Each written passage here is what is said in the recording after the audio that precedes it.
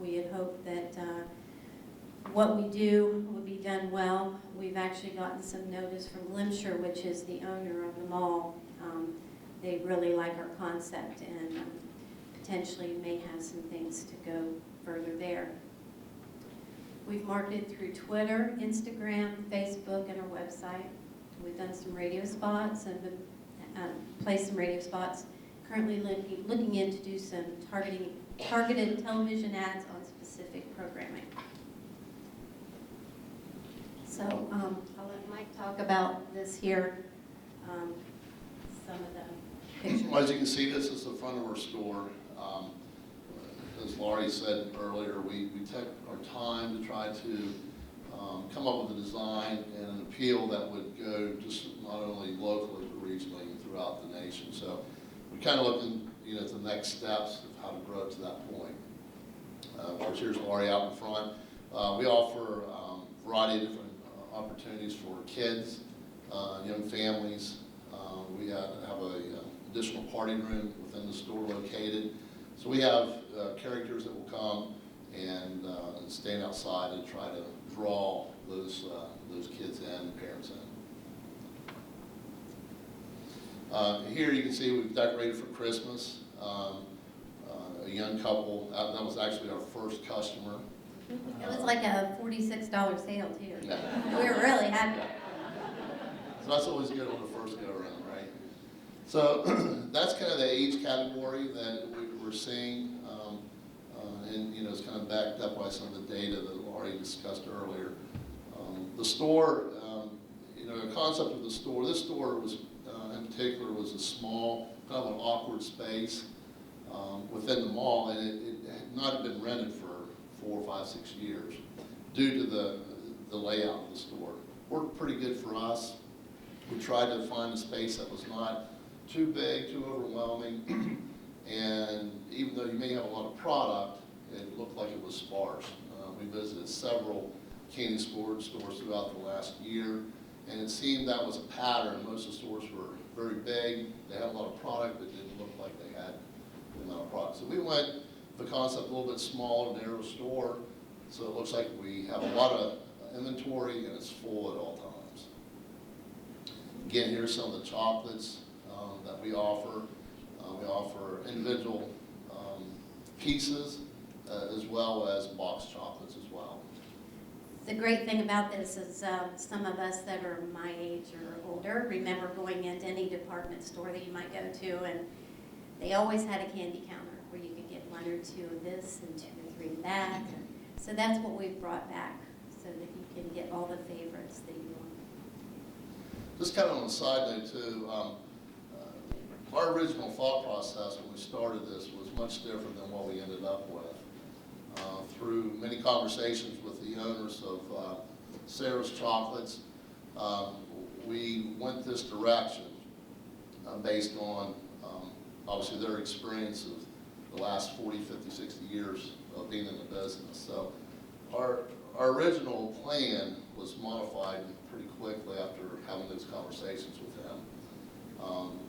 Again, from the color scheme to the layout to the product that we chose. Here on the left, you can see we sell bulk candy, which most of the kids go for. And that's what that's the way we started. We wanted to do the bulk candies. That was our first thing. And then the chocolates kind of, as we progressed, came into more play. And then we wanted something that was not, mass produced. This company that we partner with is about a $60 million company. They actually start and they have their own buyers from the cocoa bean manufacturer all the way through the end product. So it's family owned, 3rd generation. So they're very detailed, and it's a close proximity to where we're at. So if we run out of product, it's very easy to get to and restock easily. And on the right, you can see the specialty chocolate there. So they do a lot of form chocolates. This is called a bash cake for birthday parties. A lot of kids, parents buy this. It has a small hammer with it. You break it open, and it has surprises on the inside. This one actually has miniature chocolate pretzels in it. So. Again, previously I mentioned that we do have a room that have designated for parties. Currently, it's more geared towards children. Most of those parties are from 3, 4-year-olds up into 10, 11, 12-year-olds. We're thinking about expanding into more of the adult side of things, such as wine tasting and those kind of things. We have a machine that kids can come in and build a bear, so they can kind of stuff their own animals and that kind of thing as well. Just recently, we've been open 2 months. We have reached out to the media from radio, TV, those types of entities, and gone to visit the marketing directors and salespeople, managers, to present our product, get them enticed to come to us. Our second wave of that is going into corporate facilities, from attorneys, manufacturing companies, and trying to hit them before the Christmas holidays. So as they have clients and those types of entities, they can hopefully come to us and purchase those products. This is the one we used for our grand opening, that I went around to the different media outlets, went to all the radio stations, the TV stations, and TV station, and cable companies. And then this here is what I've recently taken around to people for corporate business, and I actually got one already that's going to place an order for 15 boxes, so about $25 a box, so that's a pretty good order. We've also started a loyalty program, so as you come in, if you're not signed up, we will sign you up at that time. We actually can track those sales and how many purchases you make. This program, as you purchase up to $200, you get a $15 rebate on future purchases. So far it's worked out pretty good. I think we've got about 180 customers. Based on our information we have through our system, we have about a 28% return over the last 2 months. So we have a pretty good return rate for people coming in additional purchases. And the good thing about this is all through Square. They can click this and it can go right to their credit cards. When they come in, they don't have to worry about having anything. It just comes off based on their credit card. Or they can bring in the code and just show us, and we do that. The other thing I did is, like last weekend, for everybody that was on my loyalty list, I gave them 10% off, and I could do it over like 3 days. So those are people that were in our program got a special perk for just that weekend.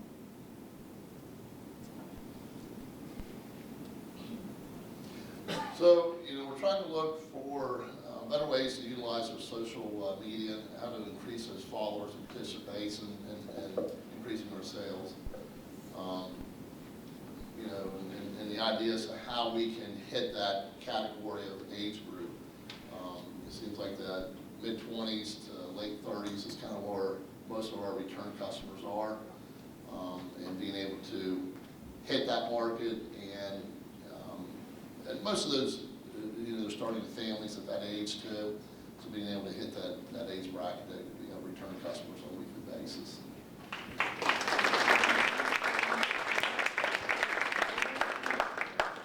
I just have a quick question.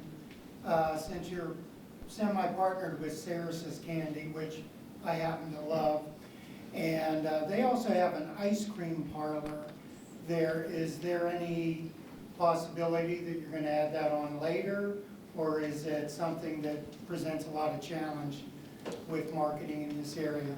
There's a store in the food court that also serves ice cream.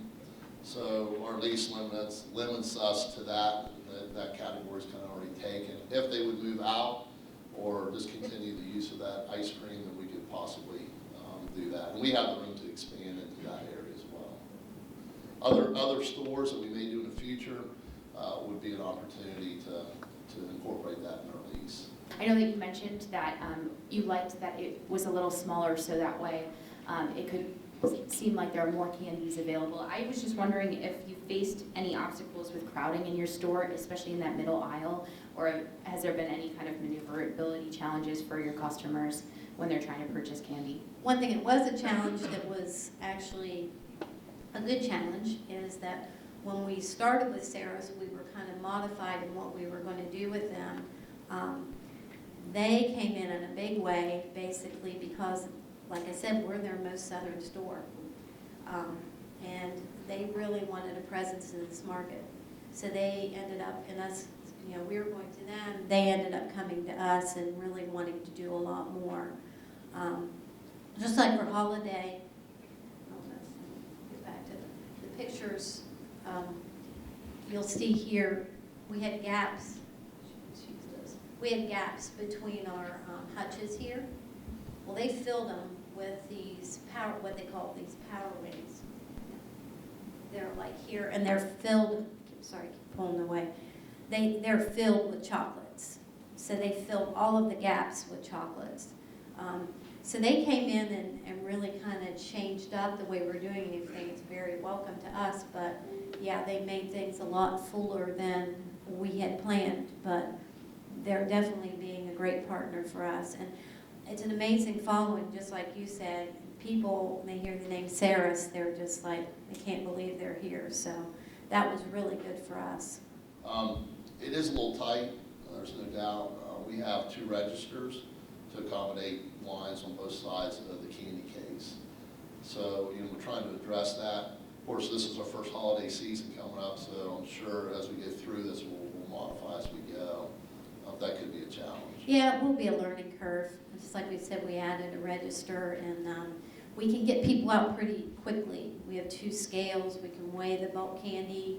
We can, and the register, the point of sale system is really user friendly for employees, so it works really well, and they're able to get people in and out. I'm 5'8", and I still had a problem with getting some of the candy off of the top shelf with the scoop. So maybe switch out all the tall ones up there, otherwise you're getting a lot more stuff on the floor. Okay, good. So one thing is I don't recall if there was many alternative packages, and so that may have changed since I was in there. But one thing is that the candy is the candy, and everybody loves candy, and sometimes there's this Sarah's is separate, the chocolate, but like the gummy candy, it's all kind of the same. So often it's the packaging that draws people in, and so if you had a variety of different types of containers that you could kind of fill up with something and then give it to someone as a gift. Great. I remember doing that for gifts for friends when I was a kid. For birthday parties, but also even like a colleague, like I know that they love gummy candies, and I can get this cute little container that they can then use for Post-it notes later on or something like that, and fill it with some candy.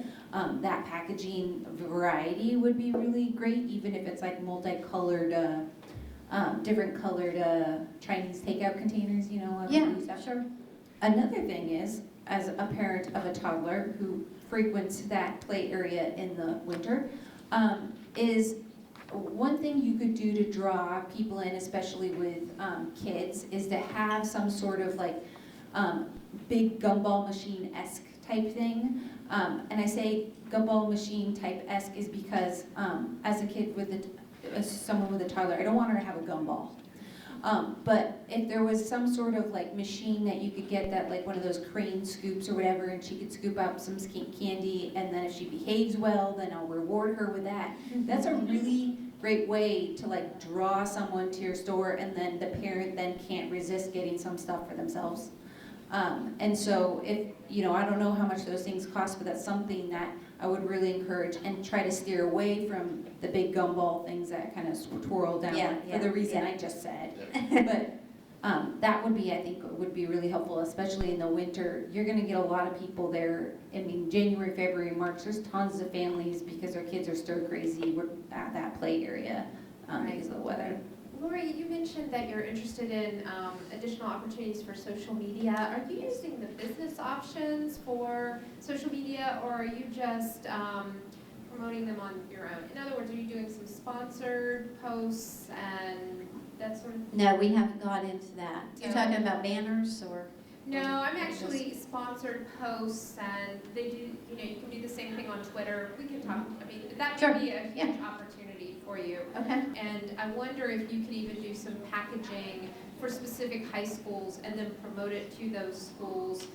Even at Christmas time, that might be something, but especially around their homecoming, proms, other sorts of things, it might be, use their school colors, maybe do some things related to the high schools. That Yeah, might and be- that's where the packaging probably go hand in hand. Mhm. That's Yeah, good. you could do it together, but I mean, the idea of using it separately, like Sarah mentioned, is Right, as right. well. Right. We're actually talking with Sayers and allowing us to go and pursue those high schools so that we can partner with them direct versus having to go through the Pennsylvania stores. But it's kind of two-edged because it is good too, because people know about Sarah's, and that's a short amount of time for fundraising, and then people still want Sarah's chocolate, so we're there to fill that in for them.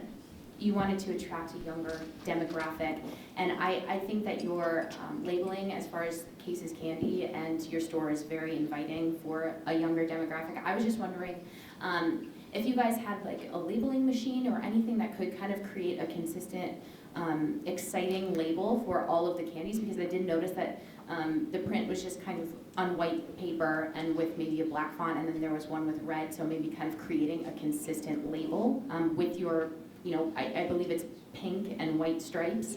Maybe to create that consistency across the board, I think that would be visually inviting. We opened in September, it goes right into Halloween, Thanksgiving, Christmas, Valentine's Day, Easter, Mother's Day, Father's Day. So you got one thing after another. So yeah, we will be doing that. That will definitely be a part of it. And Sarah's is very big for that as well. One of the other things we've done just in a short amount of time is if we have a slow day, we'll actually, we do samples, so we'll have someone stand in front of the store, present samples to people, try to bring them in. And we also will discount a certain item like the pretzels, for instance, $1 off a box or whatever, to try to increase our sales that particular day if it was slow. My second question would be, I know you guys just opened, but like, have you thought about like what states or cities you would like to expand to? Well, Glimcher, they've just merged with another large developer. I think there's, 180 malls total, plus a lot of, shops, plaza shops. They've approached us about doing some additional stores in the Kentucky market, Virginia market. It's a little early for us to make that decision just based on, we want to make sure this one works, But they like our concept, and, we tried to bring it, like we said, with a name and a look, so it doesn't look, locally owned. It looks more of a corporate store, so we do have those opportunities though. I just had a suggestion, maybe doing like online ordering and have like deliveries and catering, birthday parties and stuff like that. Yeah, we do birthday parties. We have actually had 2 people come to us for weddings, so we're doing a little bit of that, but we are doing deliveries, and we'll do those for the holidays as well. Yeah, see, that would be awesome, especially for your target market, 25 to 34. They're gonna be like on the move, might not have time to come into the stores and stuff like that, so. And the great thing about the chocolates is those are shipped nationwide. I know there's like a pottery place in the mall. Maybe you could partner with them and do pottery painting with like candy and wine or just something like that. Because I think those kind of big events are going to draw attention, especially if you promote them through social media. That'll get you more followers, just kind of boosting posts and things like that. Personally, I don't really watch TV, especially being a student. Yeah. I believe not much of younger people watch TV, but more like Netflix and these kind of things that doesn't really, you cannot really advertise on that. So the comment that what I'm trying to get is like you should use this capital that you use in advertising on TV, which I'm pretty sure is pretty expensive. More into media, more into social media and radio. Radio, people that go to work in the morning or coming back from work. Normally, people listen to the radio, and social media is something that is very accessible. Like it's really easy to access, and it could spread a lot more. Than just in one region, like here in Marietta or Parkersburg. Sure. If we targeted ads on the Food Network, do you think that would be effective? That's what I'm saying. As of right now, since you guys are opening, there's a lot of capital that you will invest on it. Mm-hmm. So it will be, I guess, I don't have a business, but it will be smart to use not all of that capital, some of it, into social media and something that's more cheap than advertising on TV. Later on, if you guys get bigger, then target something like the food channel. That'll be great, you know. So I'm just saying, since you guys right now are just opening, not like utilize or in capital, you know, going so big with something like that, where you like, you know, use a lot of money of it. So. Yeah, and I think that's our challenge, is how do we reach people on social media? Because, I mean, if you have to, just like Julie said, if you have to